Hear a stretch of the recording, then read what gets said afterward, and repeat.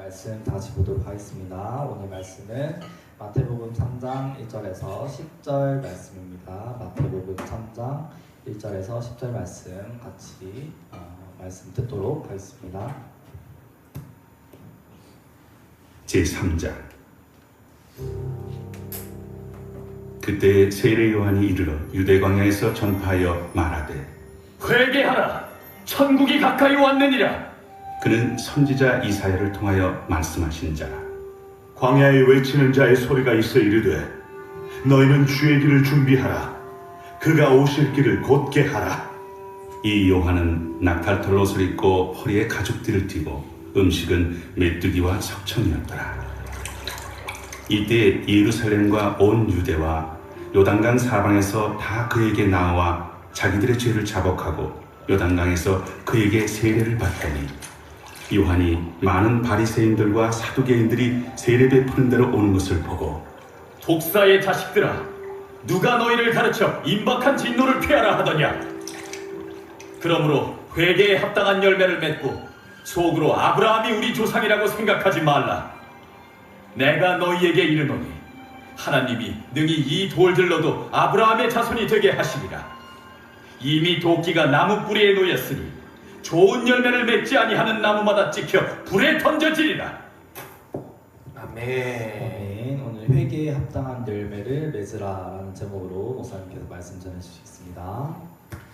네, 우리 좌우 앞뒤에 있는 전우들하고 반갑게 우리 샬롬으로 인사 나눕시다. 샬롬, 샬롬, 예, 평안하세요 라는 뜻입니다. 우리 군생활하면서 가장 필요한 말이 뭘까 생각해보면 아무래도 평안인 것 같아요. 평안. 예, 평안하지 못할 일들이 우리 조직에는 특별히 다른 조직과 달리 좀 있는 것도 현실인 것 같습니다. 뭐 선후임 간의 뭐 갈등, 또 뭐 동기들 간의 갈등도 있을 수 있고 간부님들하고도 있을 수 있고 한데 그럴수록 우리가 하나님 말씀 붙잡고 늘 평안하시길 주님의 이름으로 축복합니다. 아멘. 예. 민족 대명절인 설날 연휴가 또 순식간에 지나가 버리고 우린 다시 일상으로 돌아왔습니다.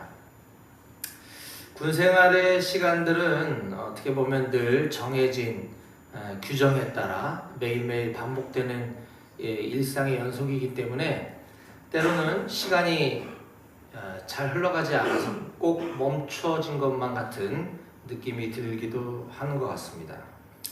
군생활 시간이 아무래도 빨리빨리 지나가야 저녁의 날도 다가오는데 왜 이렇게 시간이 안 가는지 늘 답답하기만 합니다. 그러면서 우리는 내가 전역하고 나면 사회 나가면 무언가 달라져 있을 거야. 이 군생활의 시간만 지나면 내 인생은 그때부터가 시작이다 라고 생각하기도 합니다. 그러면서 내 인생 전체에서 지금 이 군복 입고 있는 이 현재의 시간들은 잠시 외면하고 싶은 생각이 들기도 합니다. 그래서 자칫 하루야 빨리 가라, 하루하루를 그저 의미 없이 보낼 때도 있는 것 같습니다.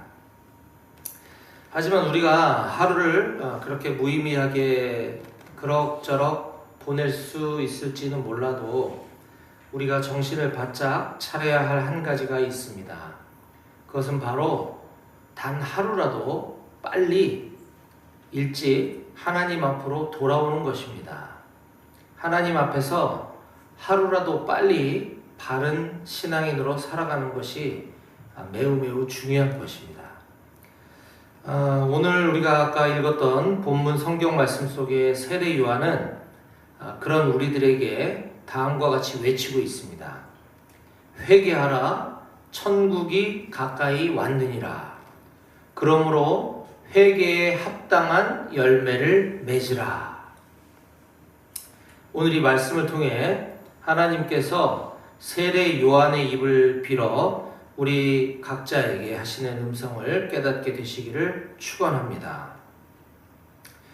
지난주에 우리는 마태복음 2장 13절부터 23절까지 본문 말씀을 통해 세상의 왕과 만왕의 왕이라는 제목으로 우리에게 주시는 말씀을 나눴습니다.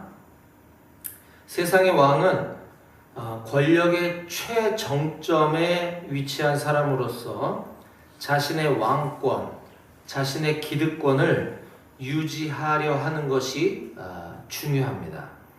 이러한 기득권을 유지하기 위해서 어느 나라나 어느 세대에서나 항상 악한 왕은 꼭 등장하기 마련이었던 것 같습니다.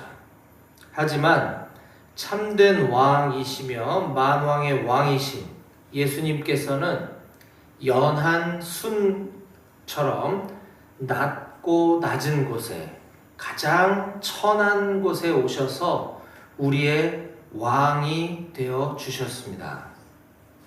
그렇게 당시 세상에서 가장 악한 왕이었던 헤롯이 저지르게 될 모든 악행들은 이미 헤롯 왕이 이 세상에 등장하기 훨씬 이전인 구약 시대에 구약 선지서 성경 말씀을 통해 미리 예언되어 있었음을 우리는 볼 수 있었습니다. 뿐만 아니라 우리 예수님께서도 이와 같이 악한 왕 헤롯 왕으로 인해 어떤 곤경에 처해지게 되실 것인지, 또 어디로 피신할 것인지, 언제 어디로 다시 돌아오게 될 것인지, 이러한 아주 상세한 내용들까지도 구약 성경에는 미리 다 기록되어져 있었고, 이 모든 것들이 또한 실제로 이루어졌음도 우리는 볼 수 있었습니다. 따라서 우리 모두는 세상의 힘 가진 자, 세상의 권력자가 아닌 온 우주의 주인공이시며 만왕의 왕이시고 만주의 주이신 예수님을 나의 왕으로 모시고 살아가시기를 주님의 이름으로 간절히 축원합니다. 이게 지난주 말씀 내용이었고요. 이제 이어지는 오늘 본문 성경 말씀을 함께 살펴보기 원합니다. 오늘은 마태복음 강해 설교 5번째 시간으로서 마태복음 3장 1절부터 10절까지 본문을 통해 회개에 합당한 열매를 맺으라 라는 제목으로 하나님께서 오늘 우리에게 주시는 말씀을 증거하도록 하겠습니다. 예수님께서 이 땅에서의 본격적인 사역, 이것을 공생의 사역이라고도 합니다. 인류 구원의 사역인 거죠. 이 본격적인 인류 구원 사역, 공생의 사역을 시작하시기 전에 먼저 성경은 중요한 한 사람을 등장시키고 있습니다. 그가 바로 세례 요한인데요. 갑자기 등장한 이 세례 요한이라는 사람은 어떤 사람인가? 자, 오늘 본문 3장 1절과 2절에 이렇게 기록하고 있습니다.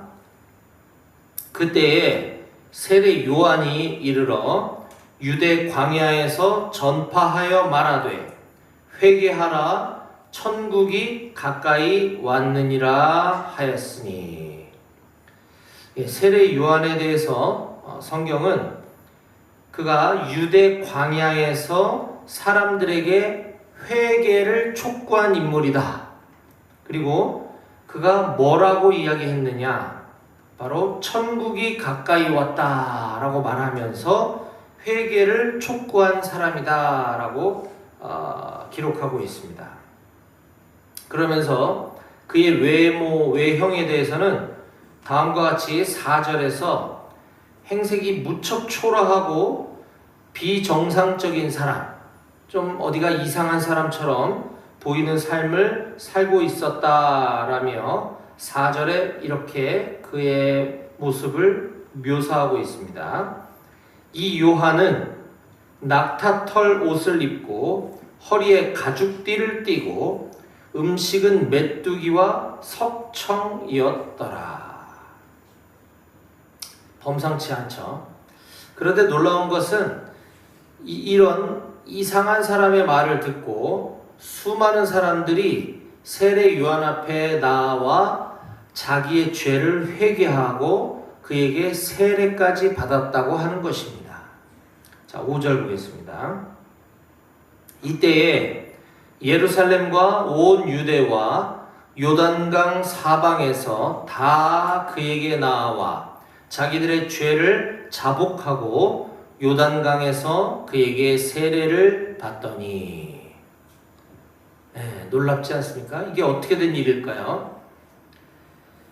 이에 대해서 이 마태복음을 기록한 이 마태는 다음과 같이 이 세례 요한에 대해서 부연 설명을 더해주고 있습니다. 자, 3절로 올라가 봅니다. 3절. 그는 선지자 이사야를 통하여 말씀하신 자라.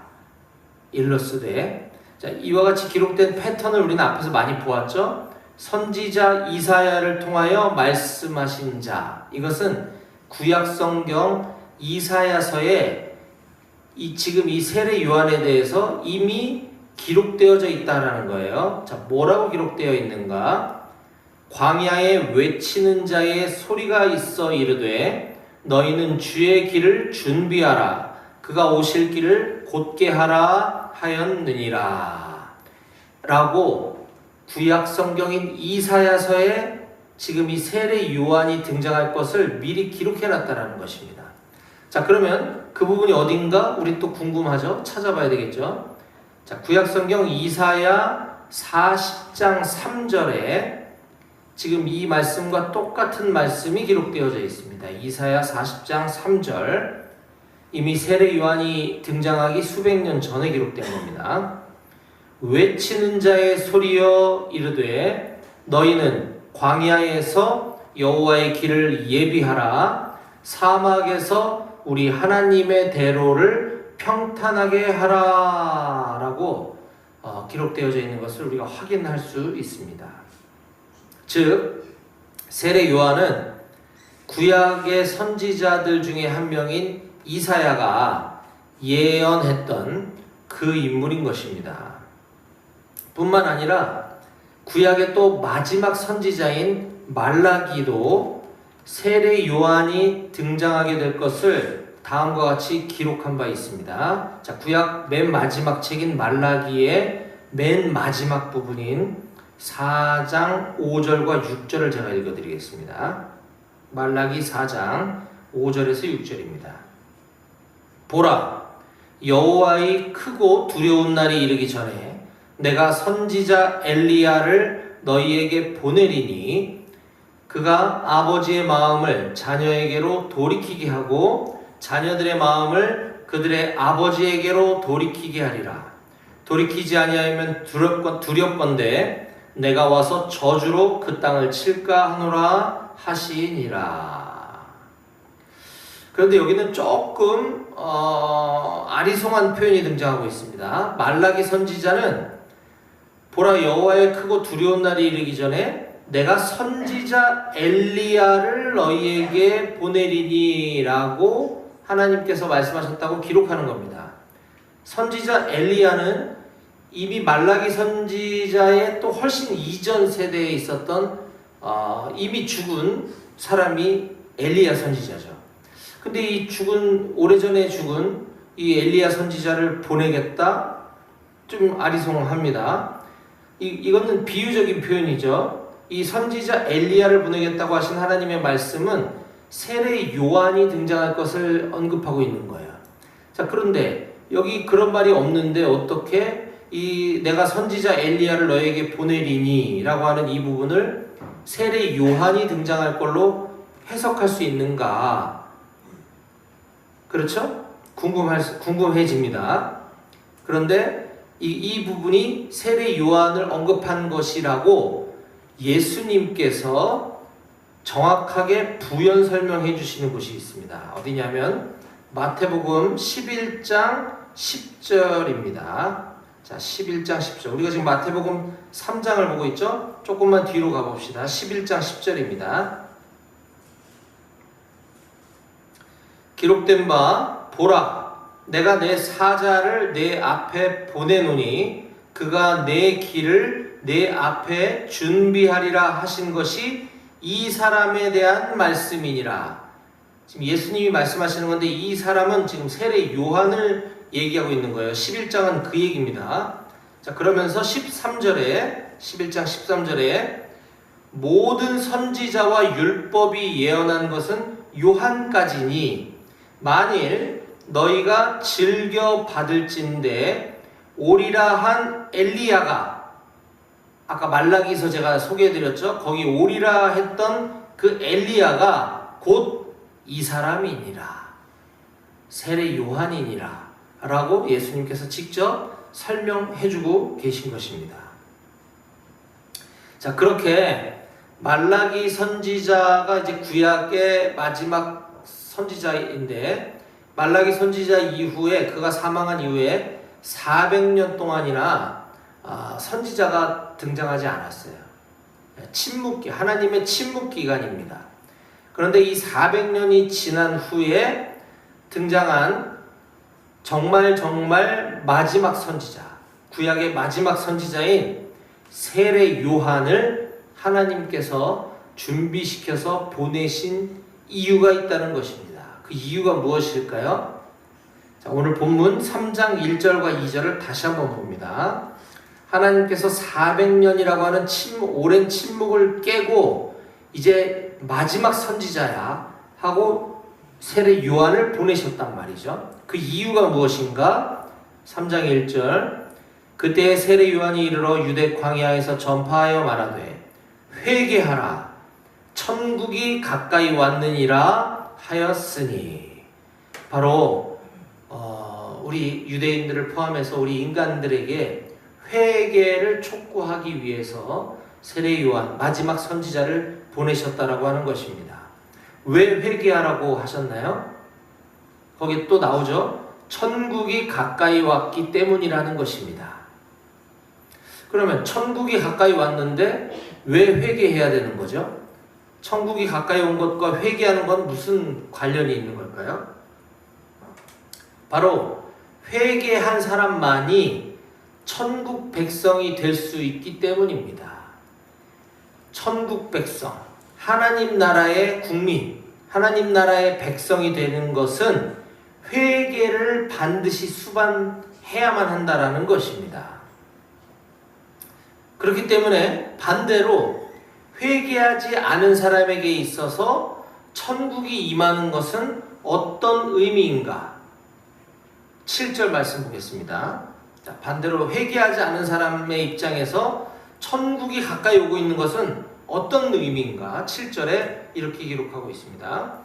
요한이 많은 바리새인들과 사두개인들이 세례 베푸는 대로 오는 것을 보고 이르되 독사의 자식들아, 누가 너희를 가르쳐 임박한 진노를 피하라 하더냐. 자, 이걸 통해서 우리가 3장 1절과 2절, 7절을 연결시켜 보면 천국이 가까이 왔다라는 것은 천국이 임박했다는 뜻이고, 맞죠? 예, 천국이 임박했다는 뜻은 7절에 보니까 진노가 임박했다라는 것입니다. 천국이 가까이 왔다, 천국이 임박했다라는 건 믿는 우리들에게는 좋은 일이에요. 그렇죠? 하지만 누군가에게는 진노가 가까이 왔다라는 것입니다. 그럼 누구에게는 천국이 가까이 온 것이 좋은 소식이고, 누군가에게는 천국이 가까이 온 것이 진노가 가까이 온 것인가? 자, 바로 이때 아주 좋은 교보제가 될 인물이 등장하고 있습니다. 교보제. 교보제라는 말이 군대 용어, 요즘도 쓰나요? 사회 사람들은 교보제라고 하면 잘 못 알아듣더라고. 네, 교보제가 등장합니다. 자, 7절 봅니다. 7절. 요한이 많은 바리새인들과 사두개인들이 세례 베푸는 대로 오는 것을 보고 이르되 독사의 자식들아, 누가 너희를 가르쳐 임박한 진노를 피하라 하더냐. 그러니까 많은 바리새인들과 사두개인들은 진노가 임박한 자들이야 라고 지금 얘기하고 있는 거예요. 자, 이 많은 바리새인들과 사두개인들을 향해 세례 요한은 독사의 자식들아 라고 하며 심한 욕까지 퍼붓고 있습니다. 이게 성경이니까 우리가 독사의 자식들아 이렇게 읽지만 욕이에요, 욕. 그렇지 않나요? 예. 독사 새끼들아 뭐 이런 거 아니에요, 그죠? 예, 험한 말을 지금 하고 있는 겁니다. 왜 이렇게 자기를 찾아온 그들에게 심한 욕을 하고 있을까? 이들이 어떤 생각을 가지고 있는지, 어떤 삶을 살고 있는지 선지자인 요한은 너무나 정확히 잘 알고 있기 때문입니다. 그들은 이런 사람이었어요. 9절 봅니다. 9절. 속으로 아브라함이 우리 조상이라고 생각하지 말라. 내가 너희에게 이르노니 하나님이 능히 이 돌들로도 아브라함의 자손이 되게 하시리라. 이 바리새인들과 사두개인들은 속으로 아브라함이 우리 조상이야 라고 생각하며 사는 사람들이라는 거예요. 근데 그러지 말라라고 욕을 하고 있습니다. 네, 이게 무슨 말이냐? 이들은 스스로 자신들이 믿음의 조상, 우리의 믿음의 조상인 아브라함의 우리는 후손이라고 여기고 있는 거예요. 물론 혈통적으로는 그게 맞죠. 자기 아버지, 할아버지 조상을 거슬러 올라가면 아브라함으로 다 있기 때문에 맞습니다. 혈통적으로는 아브라함의 자손이 맞아요. 그런데 그렇기 때문에 우리는 구원받은 사람이야 라고 구원을 확신하고 있는 것이 잘못됐다라고 하는 것입니다. 수많은 유대인들이 아브라함의 후손이죠. 그 중에서도 특별히 바리새인과 사두개인들은 누구냐 하면 당대에 정치적으로나 종교적으로 지도층에 있는 사람들이었어요. 이때는 종교 분리가 아니었기 때문에 정치 지도자이면서 곧 종교 지도자라는 거죠. 목회자나 신학자와 같은 사람들이었다라는 겁니다. 그러면서 그들은 나름대로의 성경을 해석하고 그걸 굉장히 경건하게 지키기 위해서 굉장히 열심히 노력도 하는 사람들이었어요. 이미 이 지도층에 있는 이러한 사람들이 자기들이 쌓아온 성경 지식이나 신학적인 노선과 지금 다른 세례 요한에게 지금 찾아온 것은 순수한 마음에 한 수 배우기 위해서 찾아온 것이 아니라는 것입니다. 세례 요한이 신앙적으로 이 당시 수많은 대중들에게 아주 큰 영향을 발휘하고 있다는 것을 우리가 5절과 6절에서 이미 보았습니다. 자, 5절과 6절 다시 한번 볼까요? 이때 예루살렘과 온 유대와 요단강 사방에서 다 그에게 세례 요한에게 나와 사람들이 세례 요한에게 찾아와 자기들의 죄를 자복하고, 그러니까 세례 요한의 메시지, 세례 요한의 설교를 듣고 자신들의 죄를 회개하고 요단강에서 세례 요한에게 세례를 받았다. 굉장히 많은 큰 영향을 발휘하고 있다 하는 것을 우리가 보았습니다. 자, 그런데 이 바리새인과 사두개인들이 지금 세례 요한을 찾아온 것은 세례 요한에게 어떤 능력, 어떤 가르침이 있어서 그런 것인가, 우리가 모르는 부분이 있나 배워야겠다라는 것이 아니라 이들은 자신들의 신학 노선과 지금 다른 행보를 보이고 있는 이 세례 요한을 찾아와서 그의 신학 사상, 신학 사조를 검증하고 조사하기 위해서 왔기 때문이라는 거예요. 세례 요한의 선포를 들은 수많은 사람들은 자기들의 죄를 회개하고 하나님 앞으로 돌아오고 세례를 받았는데, 이들은 세례 요한의 말씀을 듣고 자신의 영적 상태를 돌아보고자 하는 것이 아니라 자신들이 하나님 앞에 진정한 회개를 하였는지를 돌아보기 위한 것이 아니라 영적인 시기심과 지적인 교만함을 가지고 세례 요한에게 이단 시비거리가 있는지, 세례 요한의 이단 사상을 조사하고 검증하기 위해서 찾아왔다라고 하는 것입니다. 그런 이들에게, 바리새인과 사두개인들에게 세례 요한의 선포는 단호하고 엄중합니다. 8절.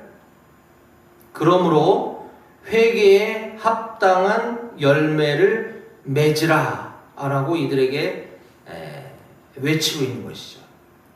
회개에 합당한 열매를 맺으라. 이건 무슨 얘기인가? 이미 하나님 앞에 회개한 사람들이 신앙인으로서 합당한 삶, 하나님의 말씀을 실천하며 살아가는 올바른 신앙인으로서의 삶을 살아가야 한다라는 말입니다. 그러니까 먼저는 회개를 해야 되고, 진정한 하나님 앞에 회개를 했다면 그에 합당한 열매 맺는 삶을 살아야 된다. 회개한 자로서 살아가야 한다. 올바른 신앙인으로 살아야 한다. 너희들처럼 그렇게 잘났다고 살아서는 안 된다 라고 지금 이야기하고 있는 것입니다. 사랑하는 여러분, 이제 말씀을 정리해 보겠습니다. 저는 오늘 회개에 합당한 열매를 맺으라 라는 제목으로 하나님의 말씀을 전했습니다. 회개에 합당한 열매를 맺으라. 구원의 여정은, 우리가 구원받고 하나님 나라에 들어가는 그 여정은 하나님의 일방적인 은혜의 선물로 우리에게 주어진 것입니다. 하나님께서 일방적으로 우리에게 주신 거예요, 구원은. 그렇지만 우리가 이에 대해서 반응해야 될 딱 한 가지가 있습니다. 그걸 믿음으로 취하는 것인데요. 믿음으로 취하기 위해서는 반드시 수반되어야 되는 것이 회개라고 하는 것이에요. 회개. 하나님은 우리에게 구원을 일방적으로 주셨지만 그걸 받지 않으면 내게 될 수가 없는 거죠. 그럼 그걸 받아들이는 것이 무엇인가? 바로 회개를 수반한 믿음이라는 것입니다. 그럼 회개는 무엇인가? 회개는 후회가 아니에요. 후회. 내가 그러지 말았어야 되는데, 아쉽다 하는 정도가 아니라는 겁니다.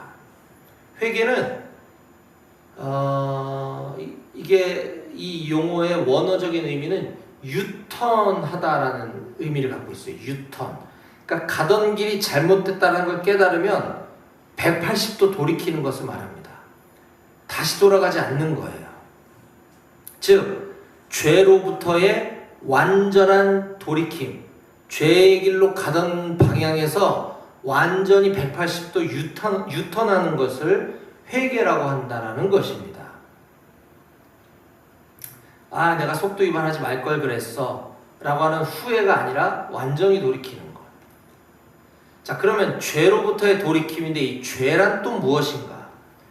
우리가 기도할 때 또 예배당에 나와서 이렇게 주일 예배를 드리면서 많은 회개를 하곤 하죠. 우리가 지었던 죄들을 많이 떠올립니다. 자, 그런데 우리가 생각하는 일반적인 도덕적인 죄만을 이야기하는 것이 아닙니다. 그것도 물론 회개해야 합니다.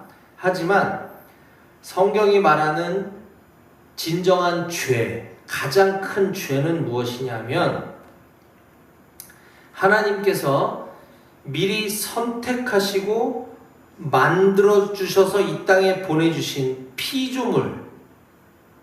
우리가 또한 하나님께서 미리 선택하셔서 당신의 백성으로 삼아주신 우리가 그런 하나님을 외면하고 살아왔던 것, 이것이 가장 큰 죄라는 거죠. 우리 부모님이 저와 여러분들을 낳아주셨는데 부모님을 외면하고 부모님으로 여기지 않고 살아간다면 그거보다 더 큰 불효 자식은 없을 겁니다. 그렇지 않나요? 네. 하나님이 부모님이 낳아주셨는데, 길러주셨는데 나는 부모님으로 여기지도 않고 부모님을 쳐다보지도 않고 내 마음대로 살아요. 이게 바로 하나님과 우리와의 관계가 그렇다는 것입니다. 그게 가장 큰 죄입니다. 하나님은 우리가 우리 죄를 자백하기만 하면, 다른 말로 회개하기만 하면 은혜를 베푸셔서 우리의 모든 죄를 깨끗하게 해주실 것이라고 약속하셨습니다. 믿으십니까? 아멘. 우리 끝으로 요한 1서를 한번 좀 찾아봤으면 좋겠는데요. 성경책 저 뒤에 가면 요한계시록 조금 앞에 요한 1서가 있습니다. 요유계라고 되어 있죠. 거기 요한 1서를 한번 펴보시겠습니다. 요한 1서. 요한 1서 1장 9절입니다. 성경 거의 뒷쯤에 있어요. 요한 1서 1장 9절. 네, 한번 찾아보실까요? 네. 요한 1서 1장 9절. 네, 이건 같이 읽었으면 좋겠어요. 요한 1서 1장 9절입니다. 같이 함께 읽어봅니다. 시작. 만일 우리가 우리 죄를 자백하면 그는 미쁘시고 의로우사 우리 죄를 사하시며 우리를 모든 불의에서 깨끗하게 하실 것이요. 아멘. 예. 우리가 우리 죄를 자백하면, 회개하면 그는, 하나님께서는 미쁘시고 의로우셔서 우리의 죄를 없애주신다는 거예요. 우리를 모든 불의에서 깨끗하게 해주신다고 하시는 이 말씀을 꼭 믿으시기 바랍니다. 예, 그런데 반면 자기가 죄인이 아니라고, 내가 무슨 죄를 졌나, 난 살면서 착하게 살았고 난 죄인이라는 말에 동의할 수 없어 라고 주장하는 사람들은 이러한 하나님을 거짓말만 하시는 자로 만드는 사람이라고 성경이 기록하고 있습니다. 하나님은 우리가 죄인이라고 얘기하셨는데 나는 죄인이 아니야, 나는 죄진 게 없어 라고 얘기하면 하나님을 거짓말하는 자로 만드는 거라는 거예요. 자, 그 다음 절이 10절 말씀 보겠습니다. 요한일서 1장 10절입니다. 같이 읽어봅시다. 시작. 만일 우리가 범죄하지 아니하였다 하면 하나님을 거짓말하는 이로 만드는 것이니 또한 그의 말씀이 우리 속에 있지 아니하니라. 아멘. 이것이 회개를 통해서 구원받은 사람과 그렇지 않은 사람과의 차이를 극명하게 보여주고 있는 것입니다. 요한일서 1장 9절의 사람은 천국이 가까이 온 것을 기뻐할 것이고, 요한일서 1장 10절에 속한 사람들은 천국이 가까이 오는 것을 보고 진노가 임박했구나라고 느끼는 사람이 될 거라는 것이에요. 저는 우리 사랑하는 높은 뜻 배고교의 모든 장병들이 하나님 앞에 먼저 진정한 회개를 하게 되기를 간절히 소망합니다. 그리고 이에 합당한 회개에 합당한 진정한 그리스도인, 하나님의 말씀을 순종하고 실천하며 살아가는 참된 그리스도인으로 살아가는 저와 여러분 모두가 다 되시기를 주님의 이름으로 간절히 축원합니다. 아멘. 기도하시겠습니다.